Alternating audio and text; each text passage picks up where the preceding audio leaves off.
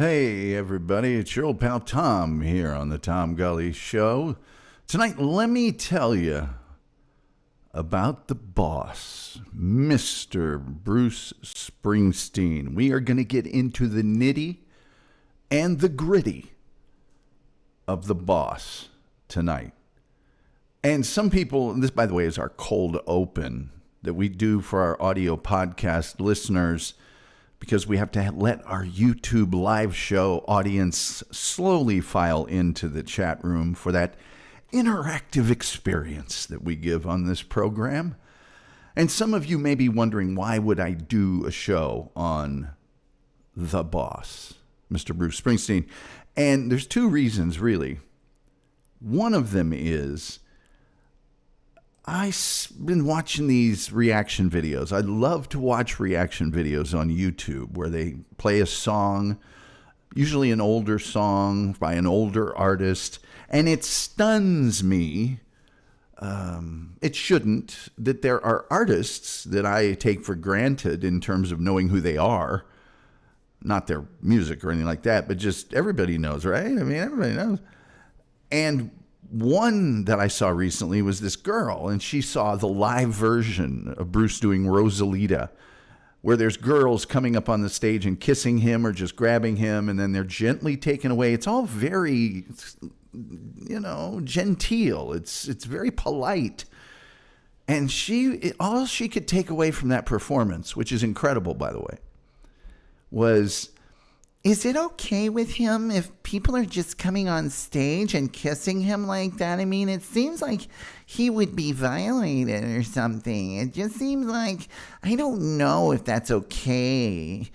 And it's like, you're just not ready for rock and roll. If you don't think 28-year-old Bruce Springsteen did not welcome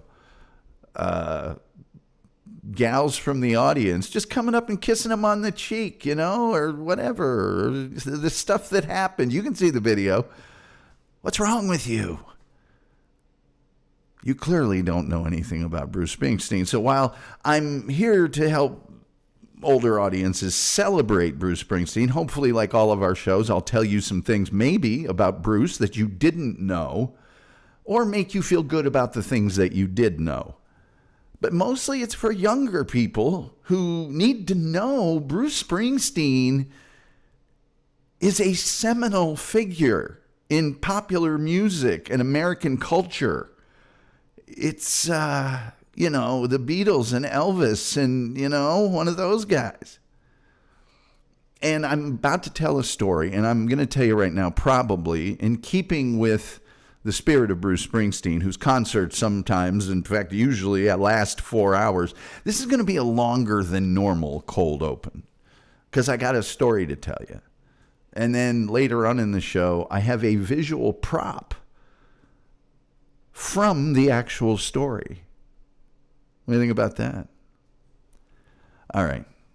Back in 1987, I think the year was. Could have been 86. I think it's 87. I was dating a girl that we'll just refer to as Hot Girl. She was a beautiful girl. And she was smart. And she was funny. And her laugh was like a church bell ringing. And she was just awesome. And we were crazy about each other. Now, I, of course, come from like a working class raconteur sort of family. And she came from a bit more of an upscale, old money, proper family. And there were things about my existence that she was unaware of. There were things about her existence I was probably aware of, but hadn't experienced. And we didn't always like the same music. There's certain music we did, but a lot of it was different. And so at one point, she says to me, hey, I've got tickets to Michael Jackson. Let's go see him. Now, I should mention that at the time, I liked punk rock. I liked bands and things that were well off the beaten path.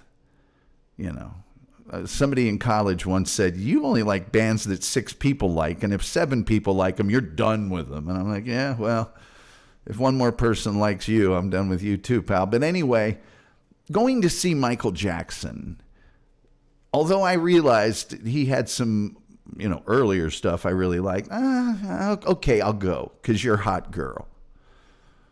And I'm crazy about you. So we went. And I was pleasantly surprised. He put on a heck of a show. There was lasers. He himself, incredible voice, great dancing, the whole 9 yards. The seats we got were just okay. They were fine, but they were just okay. And we left, and she was quite pleased when I said, hey, you know what? I was pleasantly surprised. That was a good time. Now, it just so happens that in Indianapolis, within 10 days or so, guess who was coming to town on his Tunnel of Love Express tour? Oh, yes. Mr. Bruce Springsteen and, of course, the E Street Band. Now, I was working for a large for Indianapolis, ad agency, and I had great success with the media department because they always owed me favors, and they were great gals, and we got along together. And anytime I needed concert tickets, I got front row, perfect, awesome tickets.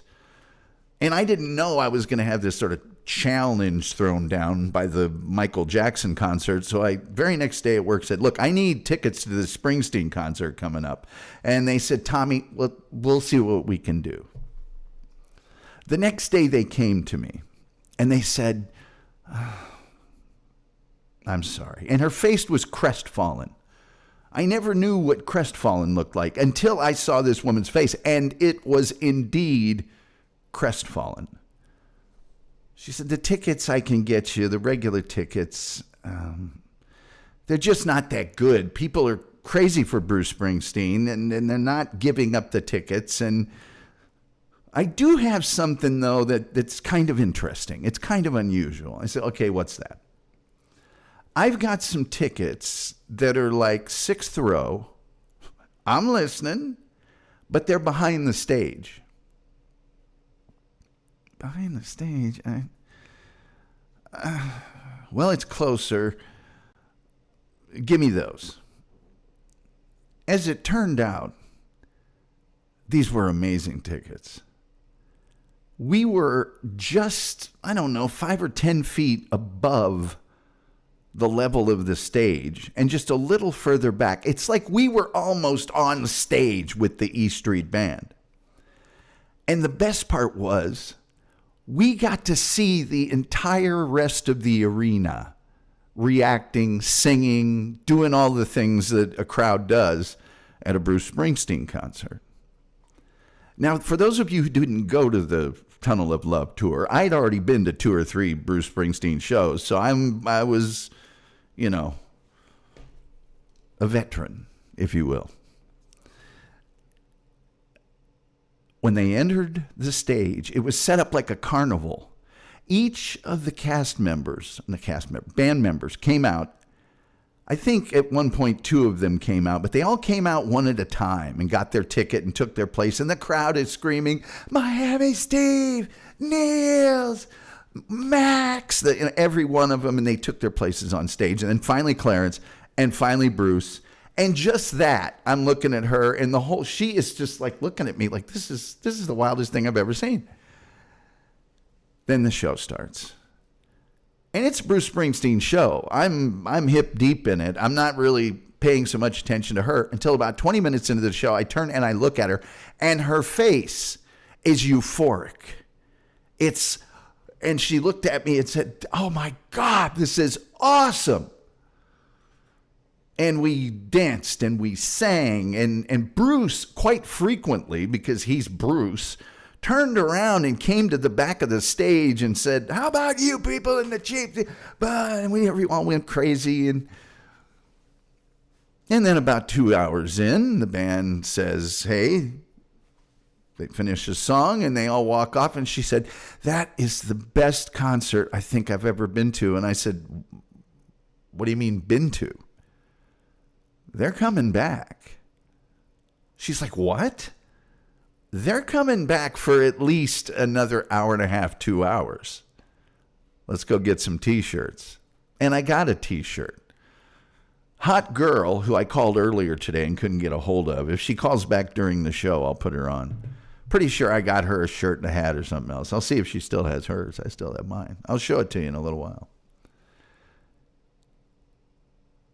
And then they came out and they did another 2 hours, and then they went away for a second and they came back and they did another 4 or 5 song encore.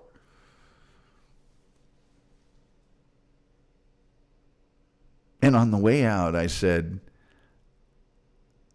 Michael Jackson was good, but Michael Jackson is no Bruce Springsteen.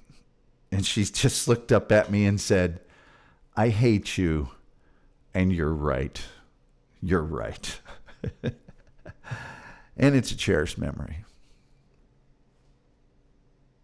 And so tonight, let me tell you about the boss, Mr. Bruce Springsteen. I'll play 2 songs first, and then we will get into it. And who knows? Maybe, just maybe, Hot Girl will call during the show.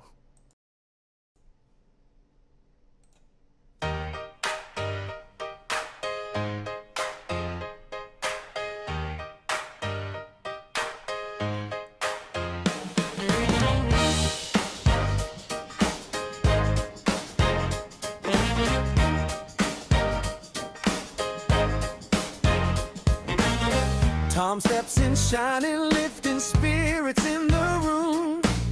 The wolf's already laughing with that friendly boom. Chef's in the kitchen, keeping everybody fed. Scott from Australia nods his bearded head. Rumpled trench coat enters with a mystery to unfold. Tom brings the warmth, turning every moment gold. Once you go gully, you never recover fully. When the world feels unsteady, Tom will get you ready. Once you go gully, you never recover fully. Tom puts on the show, let the good times roll.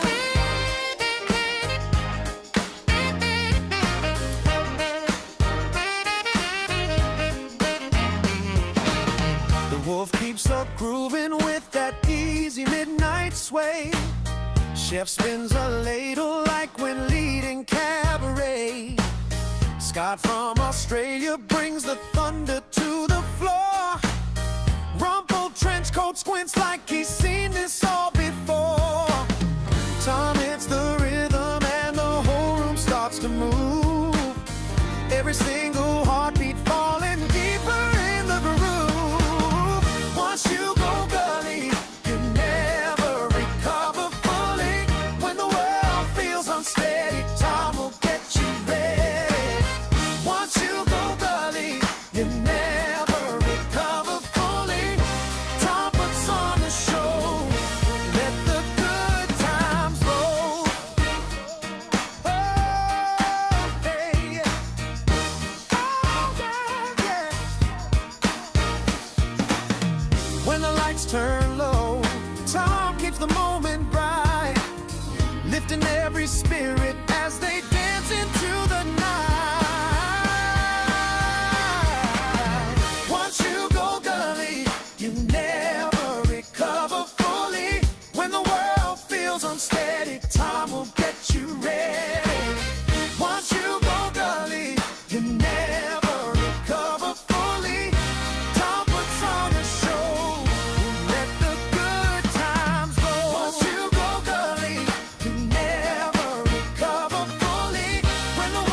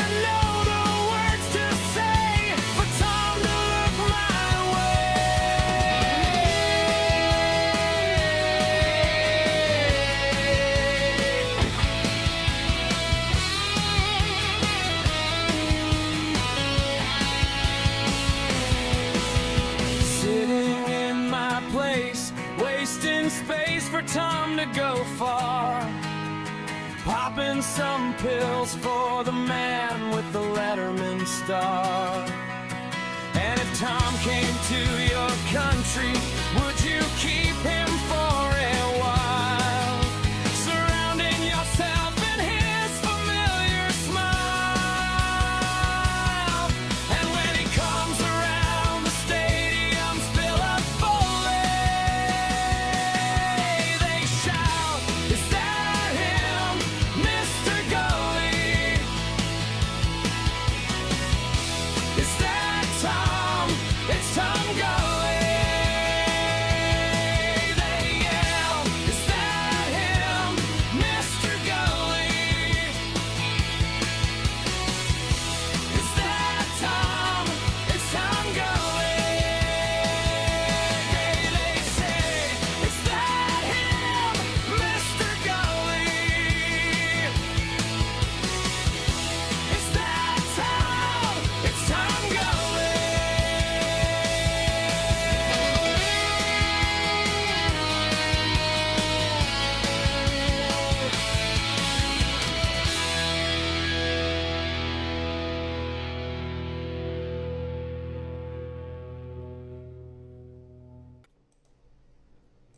Hey, everybody, what's going on? What's hot? What's hip? What's happening? What is shaking, cats and kittens? Tonight, let me tell you about the boss, Bruce Springsteen. This is going to be a long one. This is going to be a good one. You're going to like this one. We're getting into all of it. I've got a prop here I'm going to show you in just a second. It's going to be amazing. Hey, before we get to all that, do me a favor, like, share, subscribe, retweet, notification bell. This stuff only costs you a click. Just a click. You got a click on you, right? You got a spare click shuffling around the bottom of one of your pockets or your purse or something. You know you do. Plus, we got the super chats. We've got the memberships, the gifted memberships, which I deserve because I brought a prop today. In addition, we've got the PayPal. It's in our YouTube description. That's where you give the most, I get the most. Google don't get nothing. Then we got the TomGulleyShow.com where our merchandise store is. If you're into the audio podcast thing, you can go to Podbean, you can go to Apple Podcasts, you can go Spotify, you can go a lot of different places on that deal. And you can like and you can love and share and all that with that as well. If you're the kind of person that, A, you're busy, you can't just be in one spot, you can listen to it on the go, in your car, or if you're just the kind of person that doesn't want to look at my face, and who would? Frankly, who would? Our chat room is thundering tonight with all sorts of commentary. Team Brittany was here.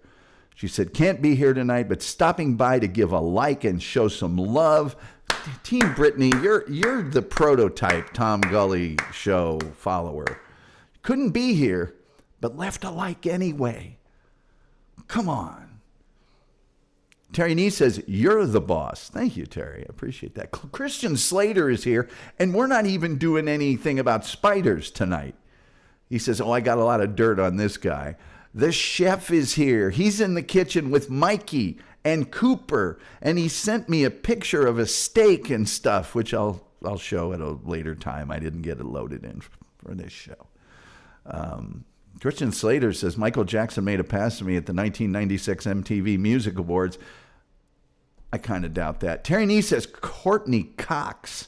Yes, Courtney Cox jumping on the stage in the music video for Dancing in the Dark by Bruce Springsteen. That's probably the first time anybody saw Courtney Cox on a big level. Yeah. Terry Nee says, did you make her sign? Hot girl? Did I make her sign the songs behind the stage? No, I don't think she knows American Sign Language. I would have had to brought my sister for that. My sister.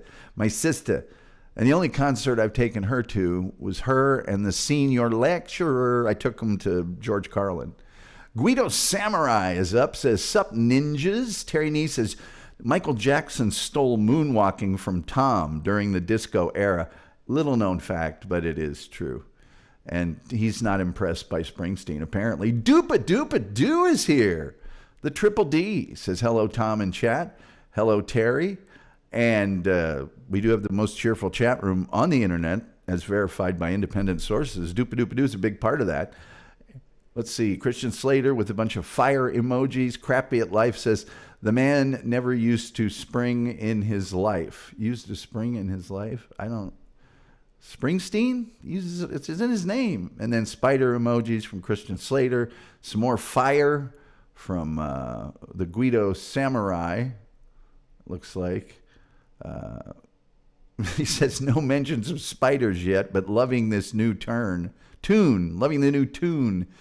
I want to watch the Cuffs. I want to watch Cuffs now.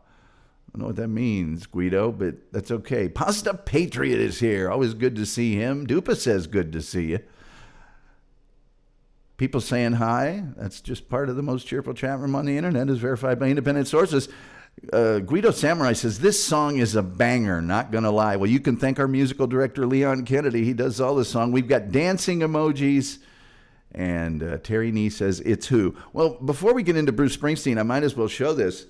I've got it right here. I didn't wear it because it's kind of wrinkly. I had it folded up, But there it is. From the Tunnel of Love tour. Yes. And you can see here, it was on May the 13th, I think. See at the bottom there? It says Indianapolis, May 13th. I think you can see that. Anyway, I got the shirt. It's right here. Yeah, I got my police shirt. I got my car shirt. I got a lot of 40-year-old concert shirts around here.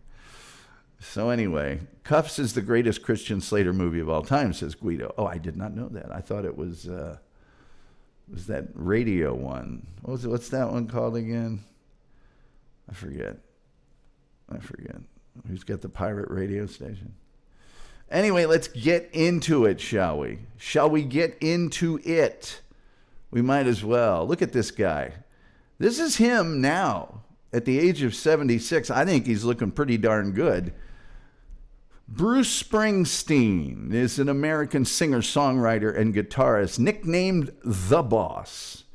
Bruce Springsteen has released 21 studio albums spanning 6 decades, most of which feature the E Street Band, his backing band since 1972. He is a pioneer of heartland rock, combining commercially successful rock with poetic, socially conscious lyrics that reflect the working class American life. And he is known for his energetic concerts, some of which last more than 4 hours. 4 hours. Yes, I'm just going to say this.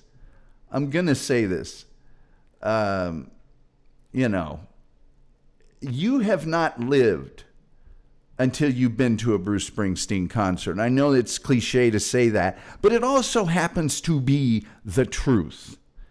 The truth. I don't care what kind of music you like. There is a reaction video going on right now that a lot of the youngsters are reacting to. And it's a version of Bruce doing 10th Avenue Freeze Out that lasts 20 minutes. That's got like a whole sermon in the middle of it. And it is incredible. Bruce Springsteen is a prominent musician from the album era. He has sold more than 140 million records, making him one of the best-selling music artists of all time. His accolades include 20 Grammy Awards, 2 Golden Globes, an Academy Award, and a special Tony Award.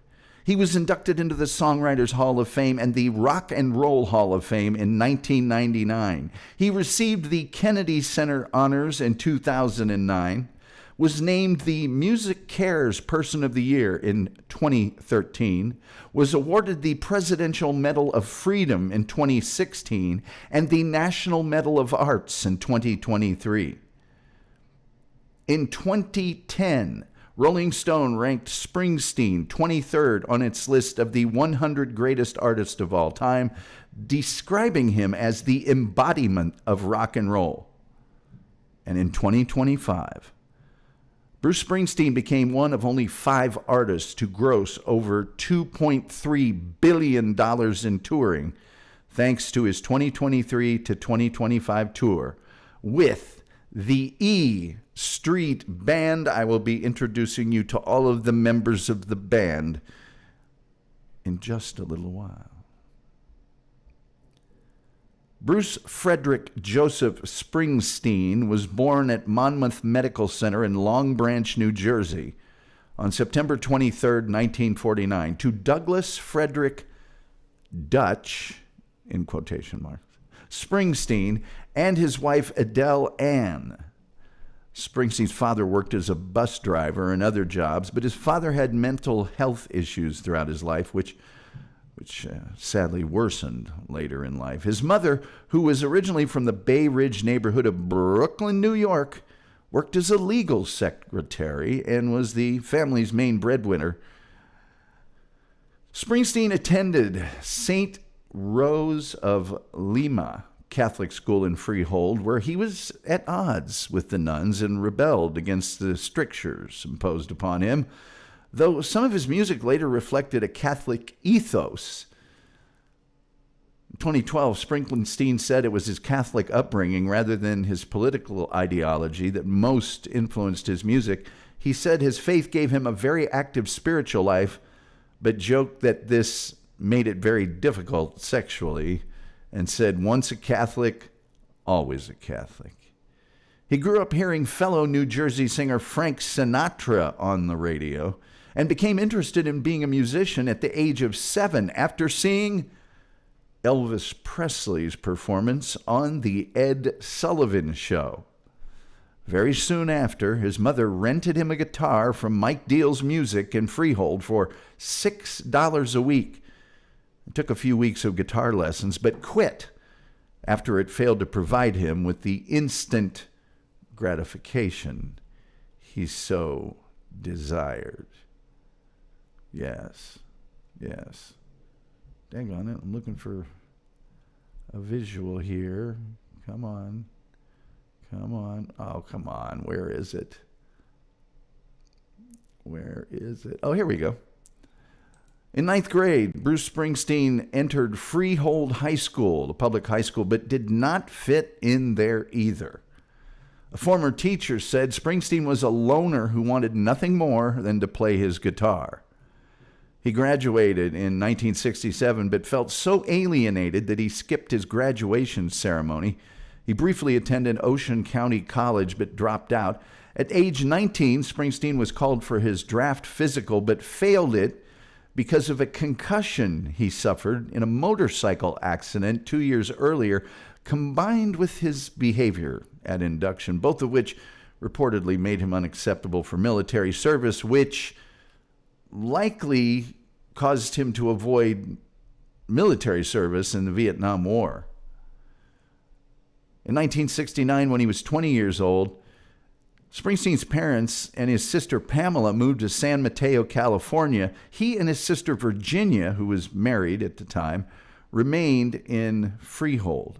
Now, in 1964, Bruce Springsteen saw the Beatles on the Ed Sullivan Show, and inspired, he outright bought, took the dive, went all in, and bought his very first guitar for $18.95 at the Western Auto Appliance Store. Thereafter, he started playing for audiences with a band called the Rogues at local venues, including the Elks Lodge in Freehold. Later that year, his mother took out a loan to buy him a $60 Kent guitar, an act he later memorialized in one of his songs called The Wish. In 1965, he went to the house of Tex and Marion Vineyard, who sponsored young bands in town, and they helped him become the lead guitarist and subsequently one of the lead singers in the Castiles, a band that recorded 2 original songs at a public recording studio in Brick Township and played a variety of venues, including the Cafe Wa in Greenwich Village. Marion Vineyard said she believed the young Springsteen when he promised he would make it big. In the late 1960s, Springsteen performed briefly in a power trio known as Earth, who played in various clubs in New Jersey and a major show at the Hotel Diplomat in New York City. Now, from 1969 through early 1971, Springsteen performed with the band Child, which later changed its name to Steel Mill, and it included Danny Federici, who would later become a member of the E Street Band. Vinny Lopez, who would play as a member of the E Street Band on the early albums. Vinnie Roslin, and later, Robin Thompson, and a gentleman by the name of Steve Van Zandt. You may know him as Miami Steve Van Zandt. Steel Mill performed at various Jersey Shore venues and also outside of New Jersey in Richmond, Virginia, Nashville, Tennessee, and California, and gathered a cult following. In his January 1970 review of the Steel Mill Show, music critic Phil Elwood wrote in the San Francisco Examiner that he had never been so overwhelmed by a totally unknown talent and called Steel Mill the first big thing that's happened to Asbury Park since the good ship Morro Castle burned to the waterline of that Jersey beach in 1934. As Springsteen sought to shape a genuine, unique lyrical style, he performed with the bands Dr. Zoom and the Sonic Boom from early to mid-1971, and the Sundance Blues Band in mid-1971, and the Bruce Springsteen Band from mid-1971 to mid-1972. His songwriting ability included, his future record label described it in early publicity campaigns, more words in some individual songs than other artists had in whole albums. He brought his skills to the attention of several people who went on to prove influential to his career development, including managers Mike Appel and Jim Kretikos, who in turn brought him to the attention of John Hammond, a legendary talent scout at Columbia Records, the man who signed Bob Dylan, among others. And in May of 1972, Bruce Springsteen auditioned for Hammond.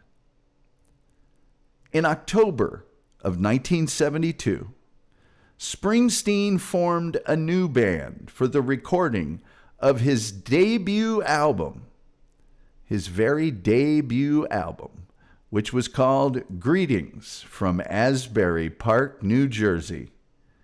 And this band, you say, that was formed, although the name was not used until 1974, this band was called the E Street Band. And who is in the E Street Band, I hear you cry out?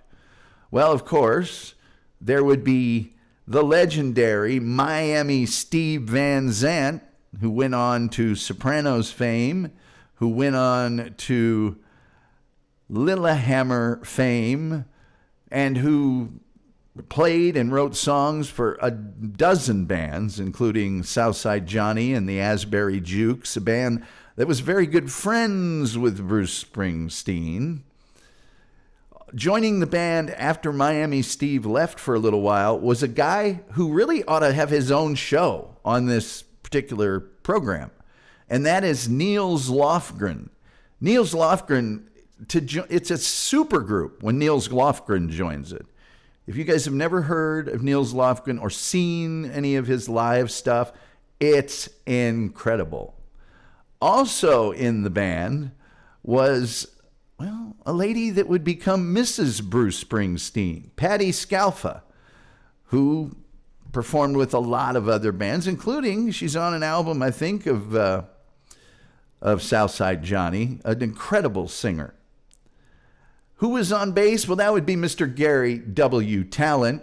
Who was on the drums would be Waylon Max Weinberg. You may remember him from the Max Weinberg 5 or the Max Weinberg 7 on the Conan O'Brien show. You might also remember we're leaving out Roy Baton and we're leaving out Danny Federici here, which is my mistake. Maybe it's in here in the picture somewhere else. But we can't leave out the big man, the saxophone, the master of disaster, the king of the world, Mr. Clarence Clemens. Yes, ladies and gentlemen, the E Street Band. Springsteen acquired his nickname, The Boss, during this period because he took on the task of collecting the nightly pay for the band and distributing it amongst his bandmates. The nickname also reported sprang from games of Monopoly, which Springsteen played with other Jersey Shore musicians. Now, Springsteen, as I mentioned, was signed to Columbia Records in 1972 by that legendary talent agent, John Hammond. And as I mentioned, he had signed Bob Dylan. His debut album, Greetings from Asbury Park, New Jersey, was released in January of 1973, establishing him as a critical favorite. The critics loved him because of Springsteen's lyrical poeticism and folk rock-rooted music on tracks like Blinded by the Light, which later became a big hit for Manfred Mann. And For You, I came for you, I came for you, that song. And his connection with Hammond and Columbia Records made critics initially compare him to Bob Dylan. In June of 1976, there was a band called Crawdaddy that was a very, very big champion of Bruce Springsteen and the E Street Band, and they repaid that by doing a private performance at the magazine's 10th anniversary party in New York City. In the New York City, don't you know? Here's the band circa 1977. There they all are. Don't those look like a bunch of cats that can lay down a tune? Now, Bruce's second album, and incidentally, these first two albums, if you listen to them, number one, you're going to very quickly get the idea. This guy's a musical genius. A lot of tempo changes, mixing elements of jazz and rock and a lot of other stuff. They don't necessarily sound like later Springsteen, and they're amazing. They're amongst my favorite Bruce Springsteen albums for that reason. And a few of the songs are favorites to this day. But the second album, The Wild, The Innocent, and the E Street Shuffle, was released in November of 1973, only 11 months after Greetings from Asbury Park. And like the inaugural album, The Wild, The Innocent, and the E Street Shuffle was met with critical acclaim, but limited commercial success. Springsteen's songs have become grander in form and in scope, with the E Street Band providing a less folksy, more rhythm and blues vibe, and lyrics that romanticize teenage street life, like Sandy, also known as 4th of July, Asbury Park, and Incident on 57th Street. Those became fan favorites, while Rosalita, Come Out Tonight, continues to rank amongst Springsteen's most beloved concert numbers. Rosalita is, in fact, the 9th most played song in Bruce's concert catalog. As of June 2020, he's played it live 809 times. In February of 1974, the Stone Pony, a legendary music venue and bar, opened on Ocean Avenue in Asbury Park, and Springsteen played there regularly, jamming out with anybody. He would just show up, frequently with another band we'll do a show on called Southside Johnny and the Asbury Jukes, who are also amazing. Several years later, in the early 80s, prior to the start of the Born in the U.S.A. tour in June of 84, Springsteen also met his second and current wife, Patti Scialfa, at the Stone Pony, during her performance there. A regular venue for Springsteen, John Bon Jovi, Southside Johnny, and other acts from the area, the Stone Pony has since been described as an integral part of music history for decades. After seeing Bruce Springsteen's performance at the Harvard Square Theater in 1974, Music critic John Landau wrote that he had seen the future of rock and roll, and its name is Bruce Springsteen. Springsteen met Landau in Boston a month prior, and the two became close friends. Landau subsequently became the co-producer of Bruce Springsteen's next album, which was released in February of 1975, a little album called Born to Run. It was Springsteen's last-ditch effort at a commercially viable record, and Bruce became bogged down in the recording process while striving for a wall of sound production when his manager Mike Appel orchestrated the release of an early mix of Born to Run, the song, to nearly a dozen radio stations. The anticipation just grew bigger toward the album's release. The album took over 14 months to record, with 6 months spent recording Born to Run alone. E Street Band members David Sanchez and Ernest Carter departed after the Born to Run album was completed and were replaced by Roy Baton and Max Weinberg on piano and drums, respectively. Springsteen battled with anger and frustration throughout the session, saying he heard sounds in his head that he could not explain to others in the studio. He also dealt with two producers that had opposing views. During the recording of 10th Avenue Freeze Out, Steve Van Zandt conceived the horn parts for the horn players on the spot in the studio after Springsteen and Baton had failed to write proper ones by the time the players arrived to record, and he joined the E Street Band shortly thereafter. Mixing for Born to Run lasted until July 20th, 1975, just before a concert tour began. Born to Run was mastered while the band was on the road, and Springsteen was furious at the initial recording, throwing it into the swimming pool of the hotel he was staying at. He contemplated scrapping the entire project and just re-recording it live before John Landau stopped him. And then he was sent multiple mixes while he was on the road and rejected all of them until August, when he said, "That one'll do." Born to Run, as I mentioned, was released in August of 1975, and it proved to be a breakthrough album. It absolutely catapulted Bruce Springsteen to worldwide fame. The album peaked at number 3 on the Billboard LP and tape chart, eventually going 7 times platinum in the United States. The band's two singles, Born to Run and 10th Avenue Freeze Out, reached number 23 and number 83, respectively, on the Billboard Hot 100. According to author Louis Massour, the album's success was tied to the fears of growing old, held by a generation of late teenagers. In October of 1975, Springsteen appeared on the covers of Newsweek and Time magazine, in the same week becoming the first artist to do so. The magazine cover stories resulted in a media backlash as critics began to wonder if Springsteen was for real or the product of record company promotion. And Springsteen did not like this, and he did not like his newfound attention.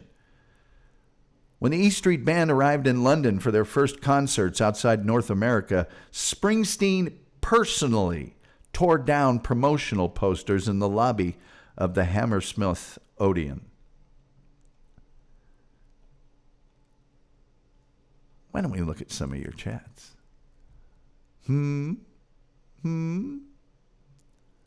Terry Nee says, that shirt is worth some money if not worn. It's been worn.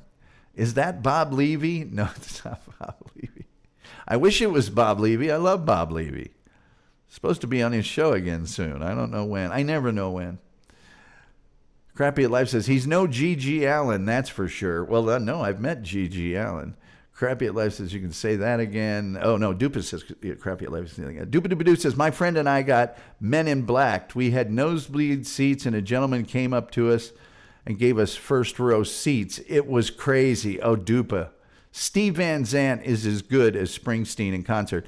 Well, Little Stephen and the Disciples of Soul are a powerful band. to be sure. I have their albums too. And Steve Van Zant's radio show is incredible. It's incredible. Christian Slater says, I hung with Van Zant a few times. Little known fact, he has the thickest hair in show business. Always tell him he should perform without that towel on his head. Guido Samurai says, I was devastated when I found out Slater didn't play Robin Hood and got the part of Will Scarlet. Biggest disappointment in movie history. Doopadoopadoo says, Christian Slater, you must have hung with him when he was really young.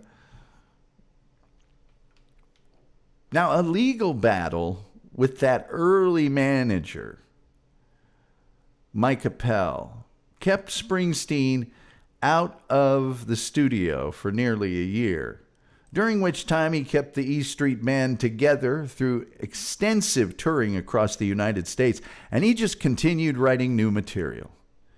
Reaching a settlement with Mike Appel in May of 1977, Springsteen returned to the studio, and the subsequent 9-month recording sessions with the E Street Band produced a little album they call Darkness on the Edge of Town. The record stripped away the wall of sound production of Born to Run for a raw, hard rock sound. Its lyrics focused on ill-fortuned people who fight back against overwhelming odds.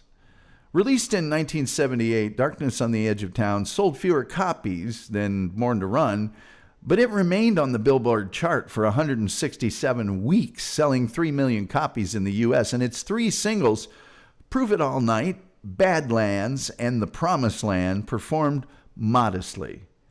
The supporting Darkness tour was Springsteen's largest up to that point and featured shows that lasted upwards of 3 hours in length.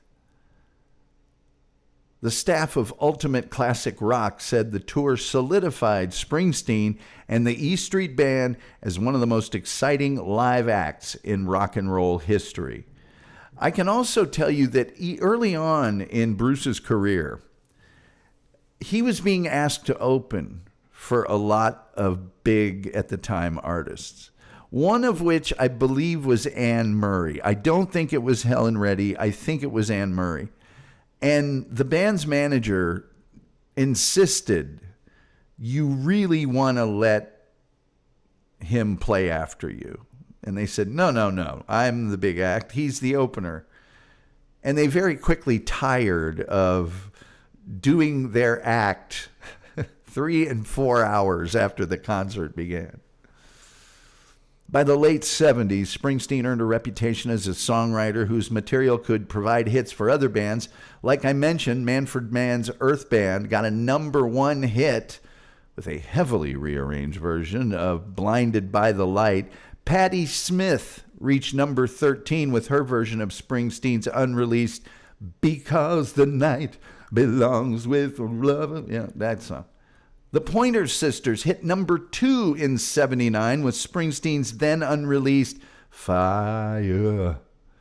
Between 1976 and 1978, Bruce Springsteen provided 4 compositions to Southside Johnny and the Asbury Jukes, including The Fever and Hearts of Stone. Hearts of Stone may be Southside Johnny's biggest hit, and it is certainly one of the best slow dance songs at the end of the night in history. And he collaborated on 4 more with Steve Van Zant, producer of Southside Johnny's first 3 albums. In September of 1979, this is big, ladies and gentlemen. This is gigantical. This is huge, okay? This is giant. In September of 1979, Bruce Springsteen and the E Street Band joined the Musicians United for Safe Energy Anti-Nuclear Power Collective at Madison Square Garden for 2 nights, playing an abbreviated set while premiering 2 songs from his upcoming album. The subsequent No Nukes live album, as well as the following summer's No Nukes documentary film, represented the first official recordings and footage of Springsteen's fabled live act and Springsteen's first tentative dip into charity. I got to tell you, I was saving this for later, but I'm going to save it for right now. This came out a year or two ago, and it's called the legendary 1979 No Nukes concerts, because only a small percentage of the two shows that he played at Madison Square Garden is on the No Nukes album or in the documentary.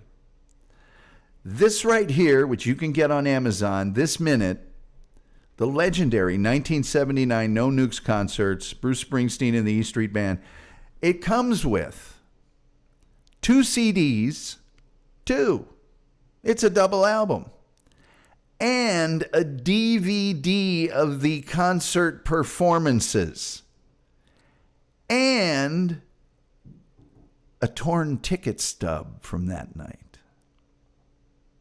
I highly recommend it. I highly recommend it. You will not be sorry. It's incredible. The recording sessions for Bruce Springsteen's 5th album, The River, lasted 18 months. Why? Because it was a 20-track double album. And it was an attempt of capturing the energy and feel of their live performances and featured a mix of party songs and introspective ballads. Released in October of 1980, The River became Bruce Springsteen's biggest and fastest-selling album yet, topping the U.S. Billboard chart. The single, Hungry Heart, you know everybody's got a hungry heart, became his first top 10 single as a performer, reaching number 5, while Fade Away, I Don't Want to Fade Away, that song, reached number 20. Several songs on The River foreshadowed the direction of Springsteen's next record, the minimalist, folk-inspired solo effort, Nebraska, released in September of 1982. Springsteen recorded these songs as a demo recording in his home in Colts Neck, New Jersey, intending to re-record them with the E Street Band, but after poor test sessions, he just said, I'll release these as is. And that album chronicled dark hardships felt by everyday blue-collar workers, as well as bleak tales of criminals, cops, and gang wars. And it sold minimally compared to Springsteen's 3 previous albums, but did reach number 3 on the Billboard chart. And it surprised critics who just expected him to put out another big rocker. However, oh boy, if only you were alive when this happened. In 1984, Bruce Springsteen released Born in the U.S.A., which sold 30 million copies and became one of the best-selling albums of all time, with not 1, not 2, not 3, not 4, not 5, not 6, but 7 singles hitting the top 10. Now, Born in the USA is often a song they play as sort of this patriotic rah-rah type of effect at a political rally or some other thing. But if you listen to the lyrics, it is a bitter commentary on the treatment of Vietnam veterans, some of whom were Springsteen's friends. And the lyrics in the verses were not unambiguous when listened to, but the anthemic music and the title made it hard for people to actually get the lyrics. And the song made a huge impact. And it was widely misinterpreted as patriotic, but it really wasn't. In 1984, conservative columnist and noted persnickety stick in the mud, George Will, attended a Springsteen concert and then wrote a column praising Springsteen's work ethic. 6 days after that column was published, President Ronald Reagan made a brief mention of the song, not realizing, of course,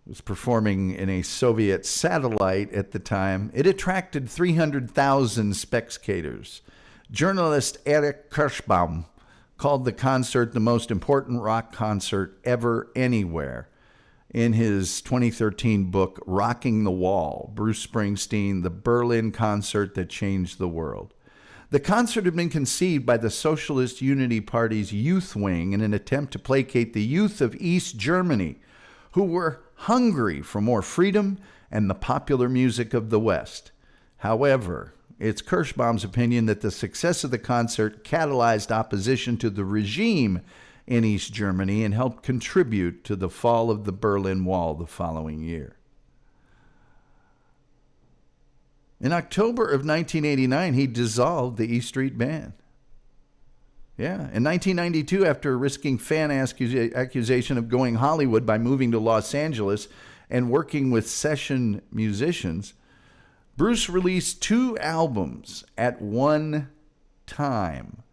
2 at one time. And that was Human Touch and Lucky Town. An electric band appearance on the acoustic MTV Unplugged television program was poorly received and cemented fan dissatisfaction. Fans weren't happy about the E Street Band going bye-bye. Bruce Springsteen won an Academy Award in 1994. 1994. Where am I at on these pictures? Now, there's the band at Wembley. He won an Academy Award in 1994 for his song Streets of Philadelphia, which appeared on the soundtrack to the film Philadelphia. The video for the song shows Springsteen's actual vocal performance recorded using a hidden microphone to a pre-recorded instrumental track. In 1995, after temporarily reorganizing the E Street Band for a few songs recorded for his first Greatest Hits album, and also one show at Tramps in New York City, he released a second folk album. Yeah, he did a folk album called The Ghost of Tom Joad. And the album was inspired by John Steinbeck's The Grapes of Wrath.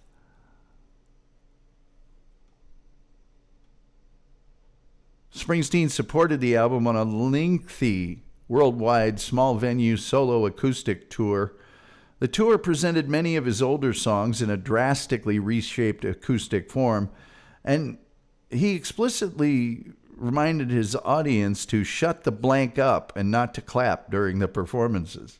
Following that tour, Springsteen moved back to New Jersey from California, and in 1998, he released a sprawling 4-disc box set of outtakes called Tracks.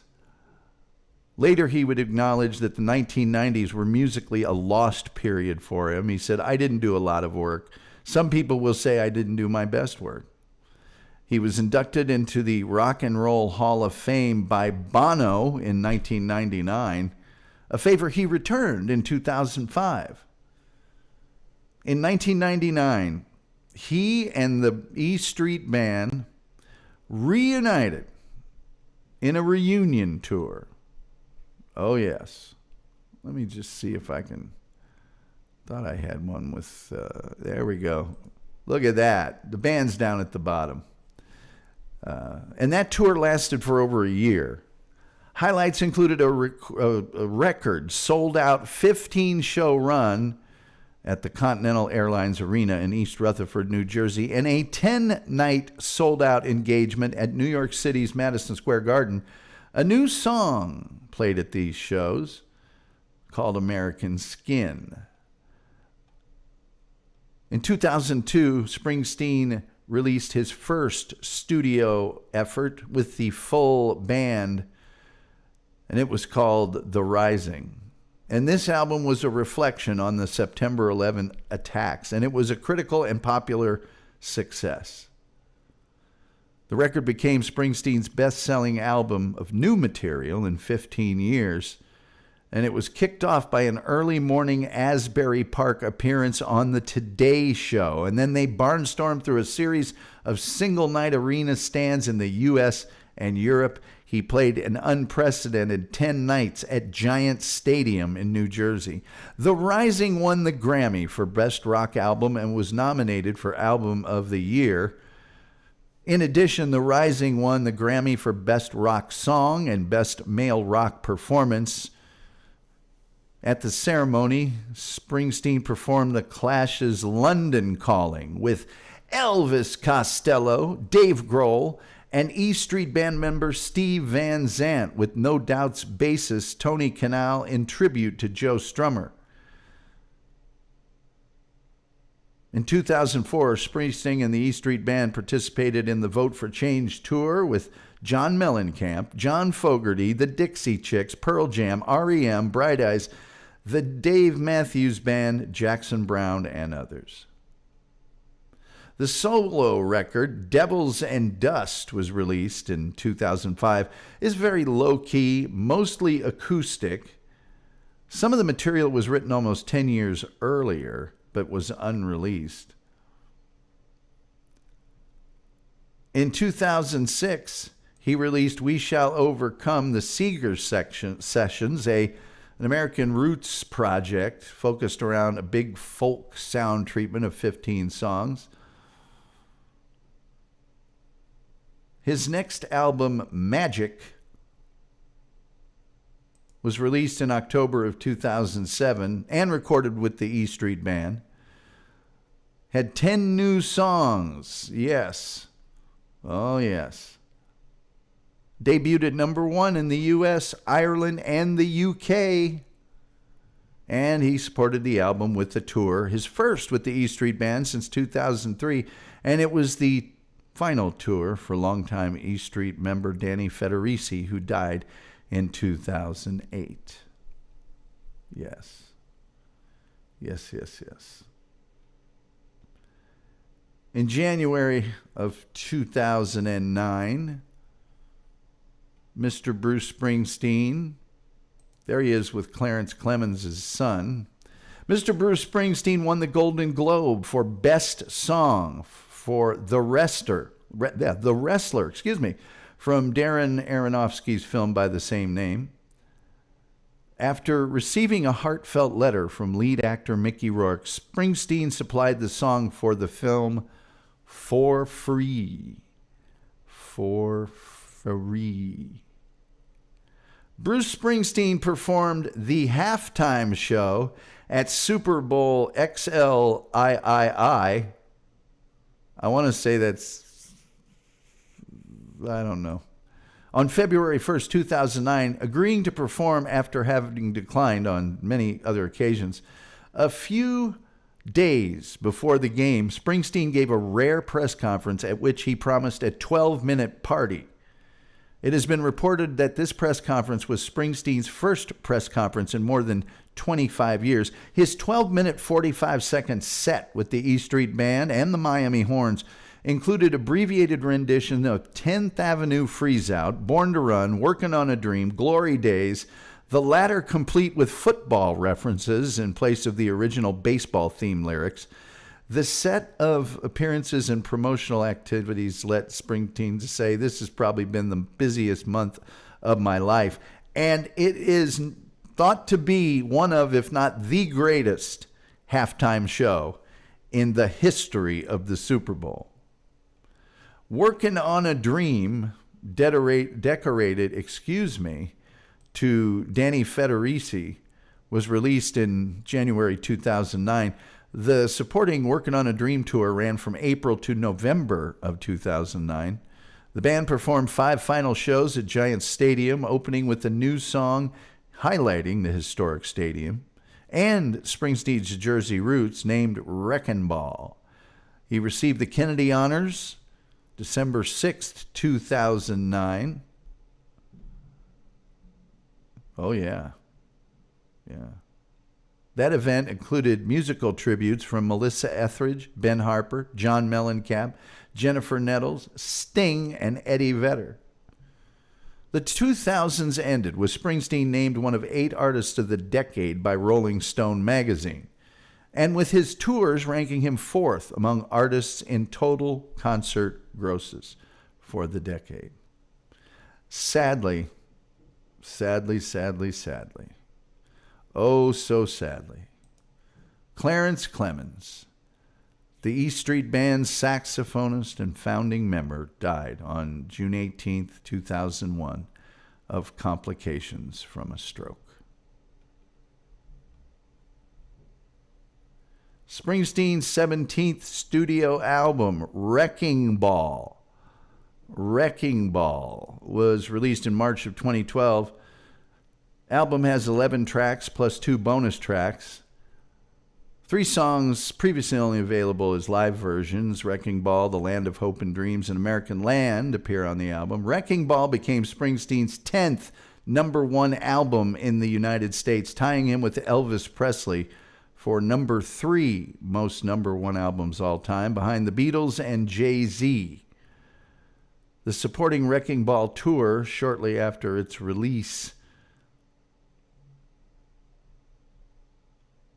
on July 31st, 2012, in Helsinki, Finland, Springsteen performed his longest concert at 4 hours and 6 minutes with 33 songs. At the year's end, the Wrecking Ball tour was named top draw by the Billboard Touring Awards for having the highest attendance of any tour that year. And financially, the tour grossed second only to Roger Waters. He finished second only to Madonna as the top moneymaker of 2012 with $33 million. The album, along with the single, We Take Care of Our Own, was nominated for 3 Grammy Awards, including Best Rock Performance, Best Rock Song, and Best Rock Album. Rolling Stone named Wrecking Ball the number 1 album of 2012.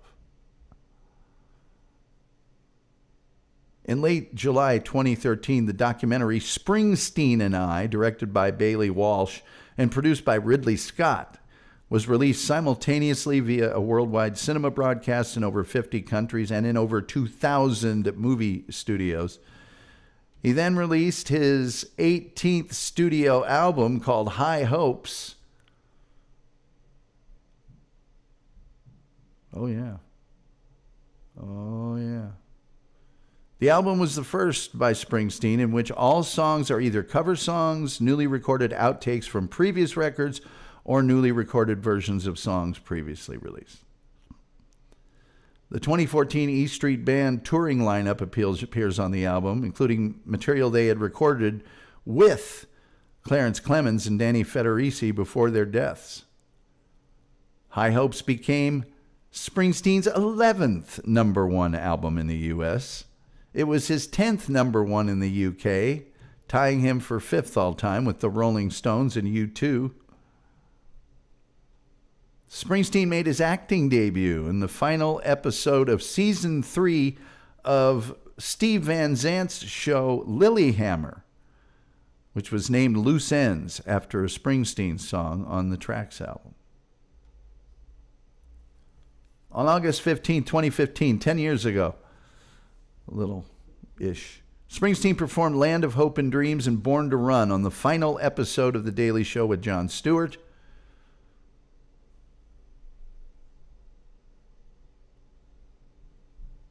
Let me see here. Springsteen made his first appearance on Saturday Night Live since 2002 on December 19, 2015, performing Meet Me in the City, The Ties That Bind, and Santa Claus is Coming to Town. Is it really Christmas unless you hear Springsteen singing Santa Claus is Coming to Town? I don't think so. Let's see here. We got some chats. Christian Slater says, oh, darn, it was 3 cassettes. You were right. Thank you. Crappy at Life does not like Bono. Terry Nee says, Hickey can write. Mickey can write. Mickey Rourke can write. He can write a good letter. He got Springsteen to donate a song for free. Think about that. The River Tour 2016 began in January of 2016. Gilman has been a member for 9 months, and we've loved every single month of it, Gilman. Deliver Me From Nowhere was depressing and great. Yeah, a couple of his albums are depressing and great. You really are, yeah. On September 7th, 2016, at Citizens Bank Park in Philadelphia, Springsteen performed for 4 hours and 4 minutes, his longest ever show in the United States. The River Tour of 2016 was the top-grossing worldwide tour of that year. It pulled in $268 million, and it was the highest-grossing tour since 2014 for any artist, topping Taylor Swift's 2015 tour. What do you think about that? Springsteen on Broadway. Is there such a thing? Oh, yes. There is such a thing. There he is with his wife, Patty Scalfa, and there he is performing as Springsteen on Broadway. Had an 8-week run at the Walter Kerr Theater on Broadway in New York City in the fall of 2017. The show included Springsteen reading excerpts from his 2016 autobiography, Born to Run, and performing other spoken reminiscences. Originally scheduled to run October 12th through November 26th, the show was extended 3 times. The last performance occurred on December 15th, 2018. For his production of Springsteen on Broadway, he was honored with a special Tony Award at the 72nd Tony Awards in 2018. The live album Springsteen on Broadway was released December 2018. It reached the top 10 in more than 10 countries and number 11 in the United States. His 19th studio album, called Western Stars, was released in June of 2019, and it was announced that he would premiere his film, Western Stars, at the Toronto Film Festival. He co-directed the film along with longtime collaborator Tom Zimney. The film features Springsteen and his backing band performing the music from Western Stars to a live audience, and the film was released on the same day as the film's soundtrack. May 29th, 2020, Springsteen appeared remotely during a live stream no-audience concert by the Dropkick Murphys at Fenway Park in Boston. Springsteen performed the Dropkick Murphys song Rose Tattoo and his song American Land, sharing co-vocals with Ken Casey on both songs. The event marked the first music performance without an in-person audience at a major U.S. arena. COVID. The live stream attracted 9 million viewers and raised over $700,000 for charitable organizations. His 20th studio album, Letter to You, was released October 2020. There was an accompanying documentary of the same name released the same month. The documentary was shot exclusively in black and white. The album was supported by 2 singles, Letter to You and Ghosts, which were released in September. In November, Springsteen was featured as a guest singer for Bleacher's single, Chinatown. Letter to You reached number 2 in the U.S., making Springsteen the first artist to release a top 5 album in 6 consecutive decades.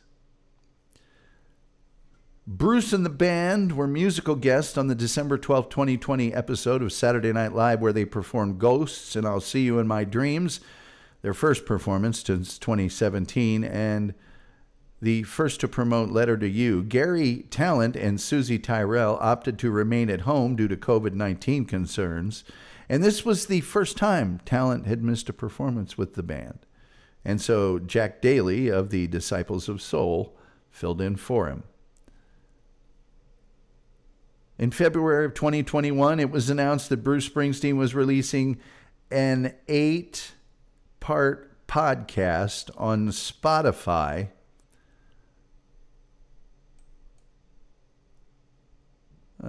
This is a better picture. Called Renegades, Born in the U.S.A., that would feature himself in conversations discussing a wide range of topics, including family, race, marriage, fatherhood, and the state of the U.S. He performed co-lead vocals and guitar on John Mellencamp's song Wasted Days, released in September 2021. On June 7th, 2021, Bruce announced that his Springsteen on Broadway shows would return for a limited run at the St. James Theater beginning June 26th.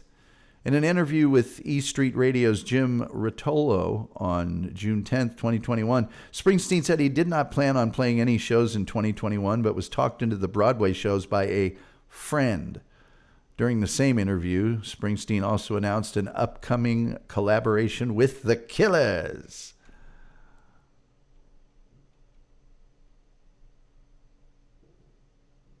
There's quite a few lost albums.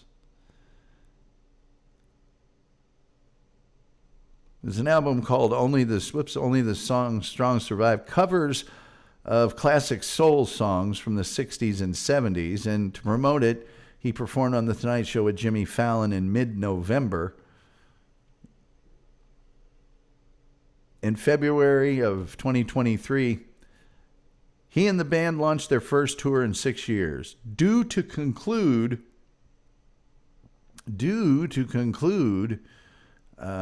with, there's a better band picture I have here. There we go. Due to conclude in 2025, so about a 2-year tour. And in a 2022 interview, Bruce said that he had planned a volume 2 of the album at the time, said it was probably 3/4 recorded. He provided vocals on the song History Books by the Gaslight Anthem. Same month, he collaborated with Bryce Dessner on Addicted to Romance.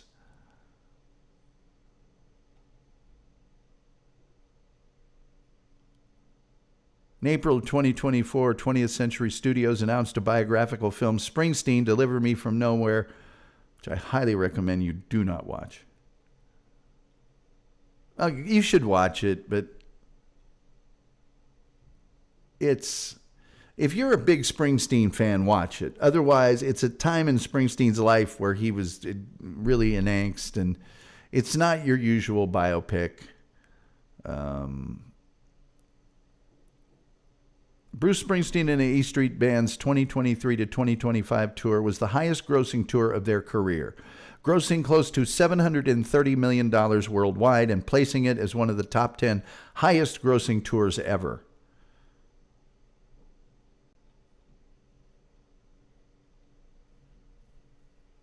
So I could go through all of his legacy, which is prodigious. All of the people. And in April of 2023, the governor of New Jersey issued a proclamation announcing September 23rd as Bruce Springsteen Day. His songs have been the subject of various scholarly articles analyzing his music and his lyrics. In 2003, Rolling Stone's 500 greatest albums of all of the times that have existed with the times included Born to Run, Born in the U.S.A., The Wild, the Innocent, the E Street Shuffle, Darkness on the Edge of Town, Nebraska, The River, Greetings from Asbury Park, New Jersey, The Tunnel of Love. In 2004, on their 500 greatest songs of all time list, Rolling Stone included Born to Run, Thunder Road, Born in the USA. In 2003, as I mentioned, they ranked Springsteen 23rd on its list of the 100 greatest artists of all time, describing him as the embodiment of rock and roll. And how he is that low on that list is a mystery to me. Crappy at Life has been a member of the Gullerinos for 3 months. And he wants everybody to know that he thinks Springsteen is a reefer-smoking draft dodger, which I don't think Bruce smoked that stuff. I think he might have had a beverage once in a while, but I don't think he was. And as far as draft dodging, he wasn't going to get in because of that motorcycle accident, the head injury. And he also had a very bad leg injury from that motorcycle accident. The motorcycle accident messed him up really bad. Chef says, okay, the rest is over. And the kitchen says, good night, Gracie. Good night, kitchen. Good night, chef. Good night, other chefs. Let me see. I'll find them. Hold on. I'll tell you their names. I will speak their names. Gosh dog it. Randy, where did you say their names at? Hold on here. They're on here somewhere. I know Mike and Cooper. Is it Mike and Cooper? Yep, Mikey and Cooper. Got it. I don't forget a crew. He married, he dated quite a few women.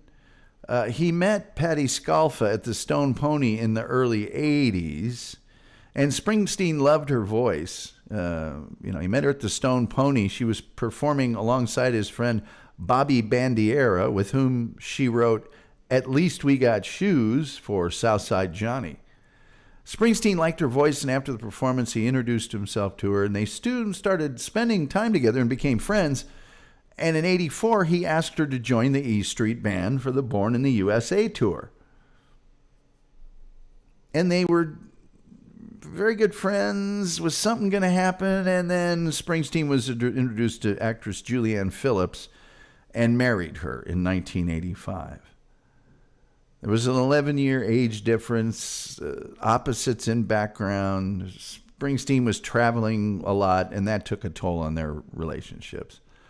And so just 3 years later, Julianne Phillips separated and then divorced. The settlement was released in early 1989, and he started a relationship with Patti Scialfa. Shortly thereafter, Bruce expressed regrets over his marriage to Julianne Phillips and thought he handled it badly. But Patti Scialfa and he were married in June of 1991 in a private ceremony attended only by family and close friends. And they've been together ever since. Bruce has avoided hard drugs his entire life. Steve Van Zandt said in 2012, Bruce is the only guy I know, I think the only guy I know at all, who never did drugs. He's spoken about his struggles with depression, which he addressed in his 30s after years of denial. During this time, he also became frustrated with being an underweight fast food junkie known as the Gut Bomb King in the early days of the E Street Band, because he would eat these very bad for you dishes, And he later began following a mostly vegetarian diet, running 6 miles on a treadmill every day, lifting weights 3 times a week. And in 2019, in an article celebrating his 70th birthday, he revealed he still maintains this routine and diet.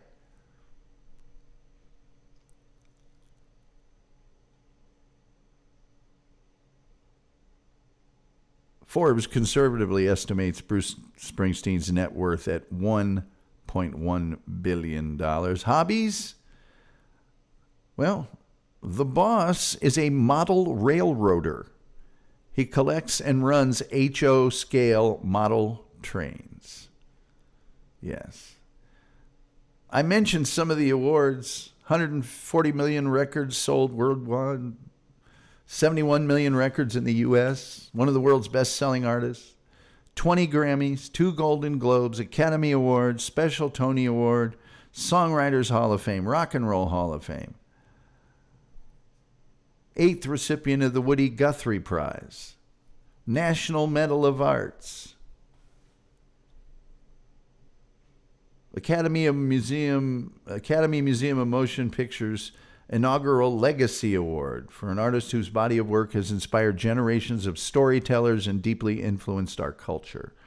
And in November of 2025, he was inducted into the 2025 class of Library Lions by the New York Public Library.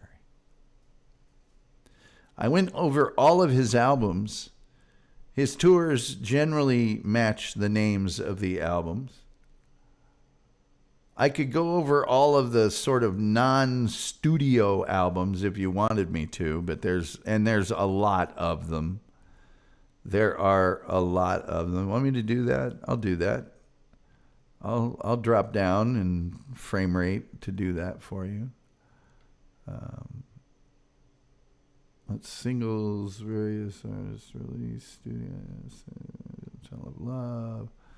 Okay, live albums. Live 75 to 85. A must. Get it. In concert. MTV Plugged.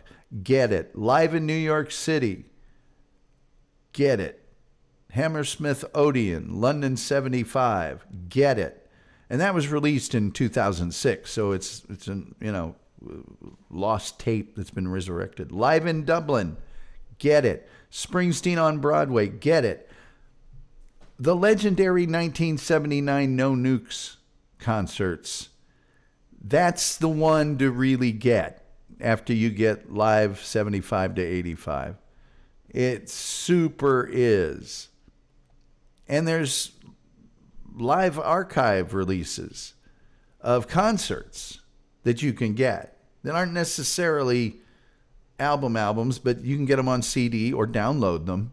Apollo Theater, 2012. The Agora, Cleveland, 78. Tower Theater, Philadelphia, 75. Nassau Coliseum, New York, 1980. Brendan Byrne Arena, New Jersey, 1984. LA Sports Arena, California, 1988. Schottenstein Center, Ohio, 2005. Ippodromo della Campanella, Rome, 2013. Arizona State University, 1980. The Christic Shows, 1990.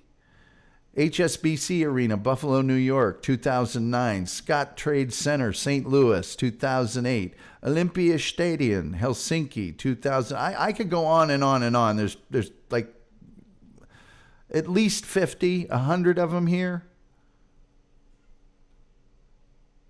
There's some compilation albums, greatest hits, tracks, 18 tracks, The Essential Bruce Springsteen, Greatest Hits, The Promise, Collection, 73 to 2012, Chapter and Verse, Best of Bruce Springsteen, Lost and Found, selections from the Lost albums. And there's 10 box sets. There's some extended plays. It's insane. A big part of my life, and I think the greatest live performer of all time. And keep in mind, I've seen Elvis Costello many times. And Springsteen, I got it. Well, the Amazing Spinning Songbook's pretty good.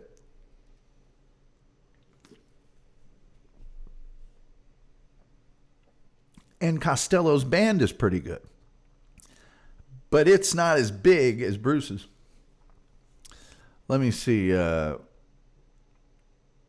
Crappy Life says he smoked a little crystal. Maybe he'd make better music. If he made better music, what, would he have 50 Grammys? I mean, Crappy Life says he's not a fan of Woody Guthrie.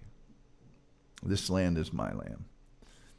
Crappy at Life, you know what it said on Woody Guthrie's guitar?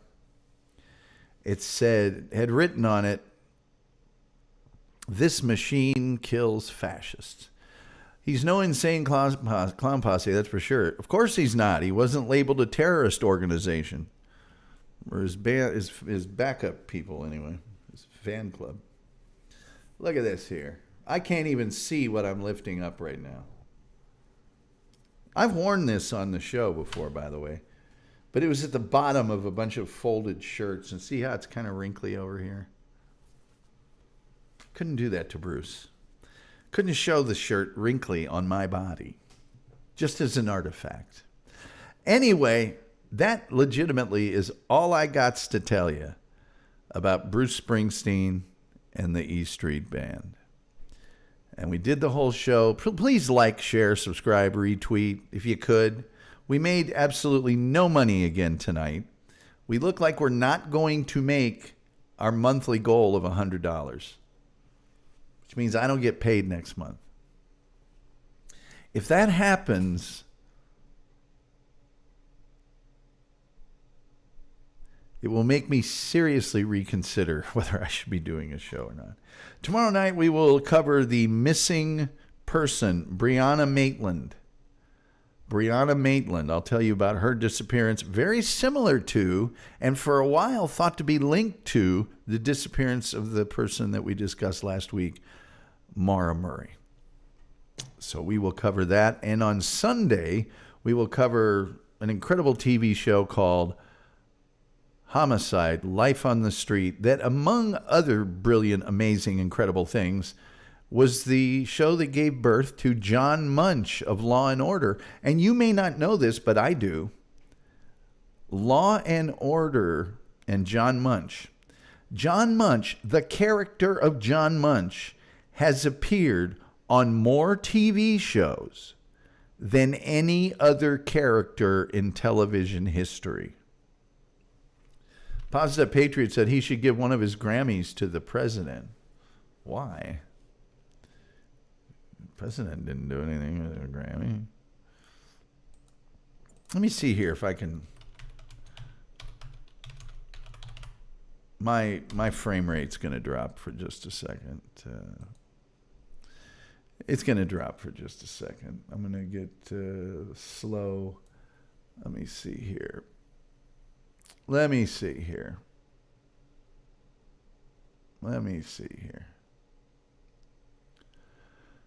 The character of John Munch has appeared in a total of 10 series on 5 networks since the character's debut in 1993. Yeah. With Munch's retirement in the character's 22nd season on television, he was a regular character on American television longer than Marshall Matt Dillon, Fraser Crane, both of whom were on television for 20 seasons. He is only behind Mariska Hargitay's character, Olivia Benson, and Ice-T's Finn Tutuola. Yes. Let me see here. I got to find out when he, because it is,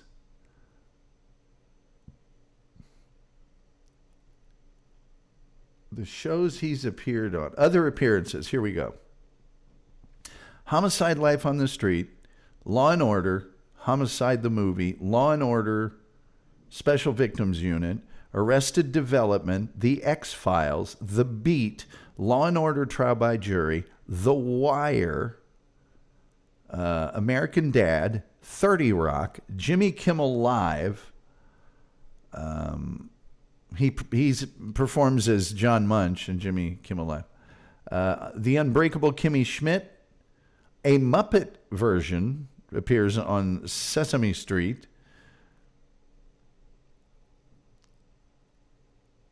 NYPD SVU. And the 1996 A Very Brady sequel. The only fictional character played by a single actor to physically appear on 10 different television series on 5 different networks. What do you think about that? Huh?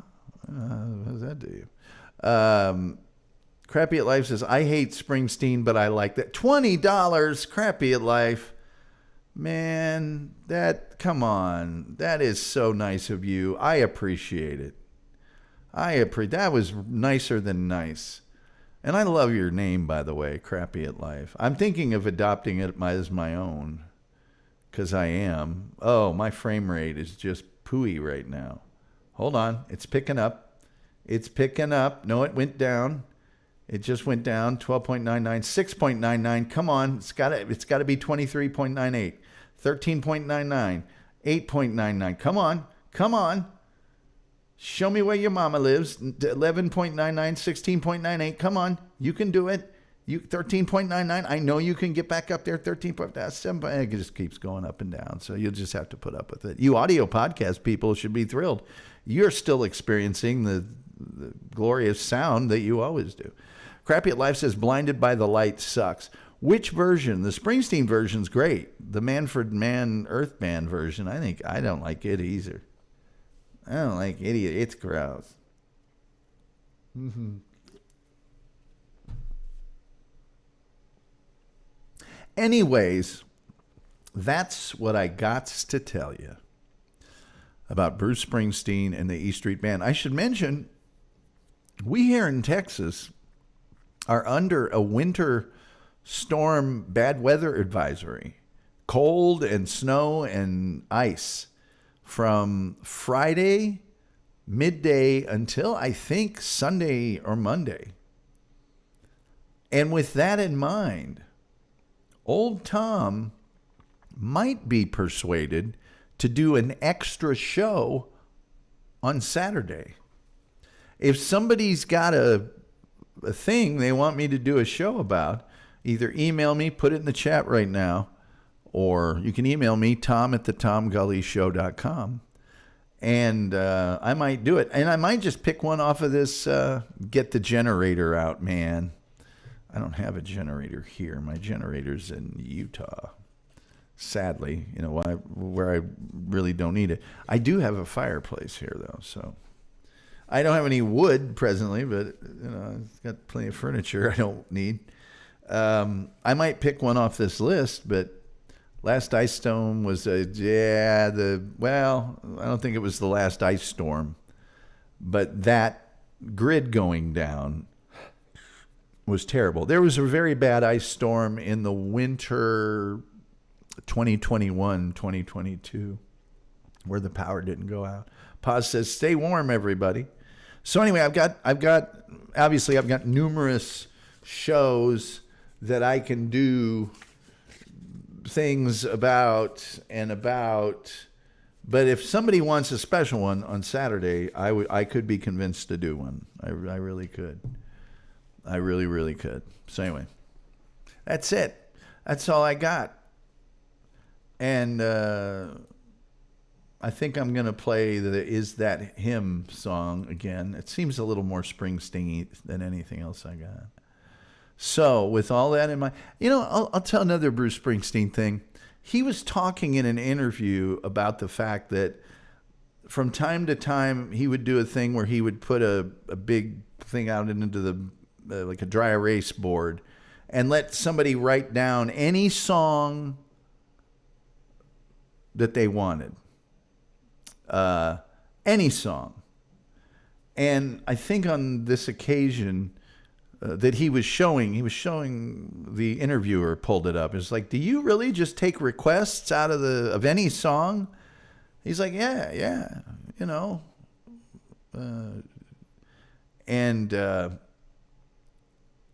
Of course, Elvis Costello has the amazing spinning songbook that's got like 100 songs, but they're all his songs. And it's his band with him. But he said, yeah, we do that. And the song they requested was Never Can Tell. Remember the song Never Can Tell from Pulp Fiction? It was a teenage man, don't you know you never can tell. Well, the interviewer said, aren't you worried that the band won't know the song? And he went, yeah, you don't get to be a member of the E Street Band unless you know pretty much every song, which I thought was cool. It was really cool. Anyway, I love you, Bruce. Oh, here's another Springsteen song. And this is from his own mouth on an interview on the Graham Norton show from England. When he was in St. Louis one time, I believe he went to a movie theater. He was bored during the day, had a show that night, and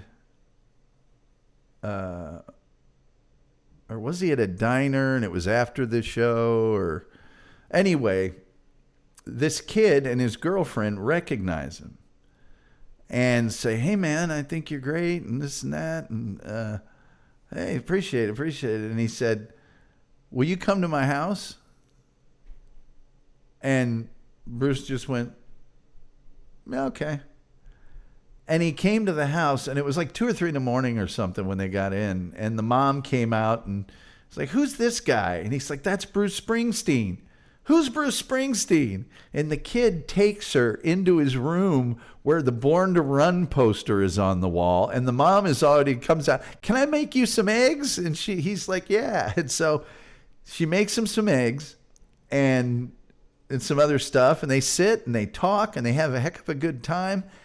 And he did that every time he was in St. Louis for like the next 10 or 15 years, he said. And that's Bruce. That's Bruce.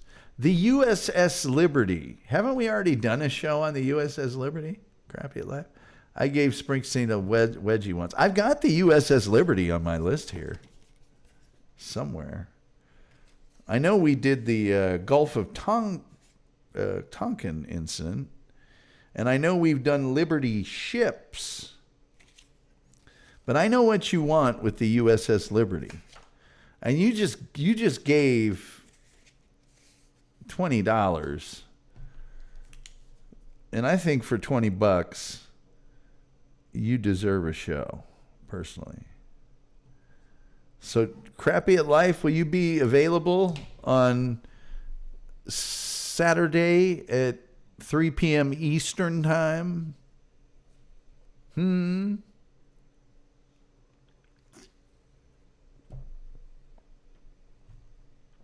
Because if you are, that's the show we're doing. If you're not, I'll pick something else. He also claims he gave Springsteen a wedgie once. I know you didn't do that. Doopadoopadoo says, love the story of Bruce visiting and the mother making eggs. Thanks for covering Springsteen tonight. Thank you, Doopa. Thank you for being here. I'll set an alarm. Don't make me do your USS Liberty conspiracy show and then not show up, please. But I'm doing it anyway because you gave $20. Hey, Dupa, you can go to YouTube and look up it's Graham Norton, whose show is incredible from over there in England. And Springsteen's on it, and he tells that story on that show. So that's where you can find it. Listen, guys, I've enjoyed it. I hope you've enjoyed it. I hope you enjoy the USS Liberty show on Saturday. I hope you're here for the disappearance of Brianna Maitland, another puzzler that, again, was tied very closely to the Maura Murray disappearance. And then on Sunday, homicide, life on the street. And that's what we got. That is what we got, ladies and gents. Looking at that old clock on the wall, and it says, I got an Amscray. Like, share, subscribe, retweet, notification bell, share, share, share. You don't have to go home, but you can't stay here. You should probably go listen to a bunch of Bruce Springsteen. I recommend the Live 75 to 85 because you probably don't have the legendary 1979 No Nukes tours. But you should get it because it's got the concert movie and the 2 live CDs and the ticket, the concert ticket. Yeah.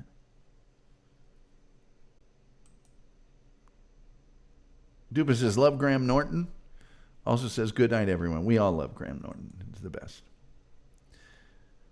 And with all that being said, it's a town full of losers. We're pulling out of here to win. With all that being said, I think the only thing left to say is, till next time, we'll see you next time.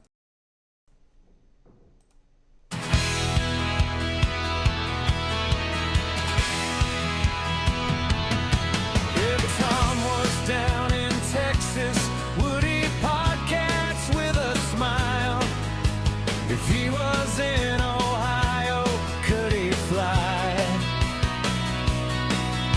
Behind his desk, wherever, can he see us through the screen?